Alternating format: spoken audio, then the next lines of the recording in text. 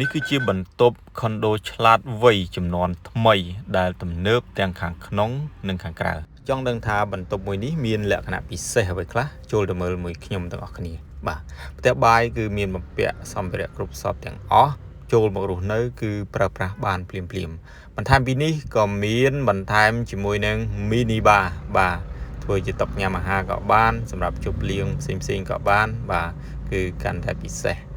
ស្បែកបន្ទាប់គឺធ្វើជាបាទយើងដាក់សាឡុងអង្គុយលេងបាទទទួលភ្ញៀវបាទអានសៀវភៅប្រើប្រាស់ទៅតាមតម្រូវការជាក់ស្ដែងនៅក្នុងផ្ទះរបស់យើងហើយចំពោះបន្ទប់គេងវិញក៏ធំទូលាយល្អដែរហើយក៏មានទូខោអាវគឺបំពាក់ហើយស្រេចតែម្ដងបាទកាន់តែពិសេសបាទបន្ទប់នេះគឺមានវេរណ្ដាមួយធំទូលាយបាទហើយអាចមើល view ទៅខាងក្រៅបានស្រូបយកខ្យល់អាកាសបរិសុទ្ធមើលឃើញទាំងទន្លេមេគង្គកោះហើយនឹងតាមបណ្ដោយផ្លូវទន្លេមេគង្គបាទឥឡូវយើងចូលទៅមើលខាងក្នុងបន្ថែមទៀតបាទខាងក្នុងគឺ ceiling គេខ្ពស់ល្អណាស់បាទដែលធ្វើឲ្យបន្ទប់នេះគឺមើលមកគឺទូលាយបំពាក់ម៉ាស៊ីនត្រជាក់ប្រភេទ Central Air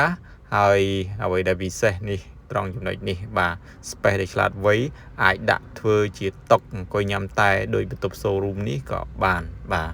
ហើយចំពោះបន្ទប់ទឹកវិញក៏ធំទូលាយល្អដែរបាទមានសម្ភារៈគ្រប់សពទាំងអស់បាទទឹកក្តៅទឹកត្រជាក់និងមានបែងចែកបាទ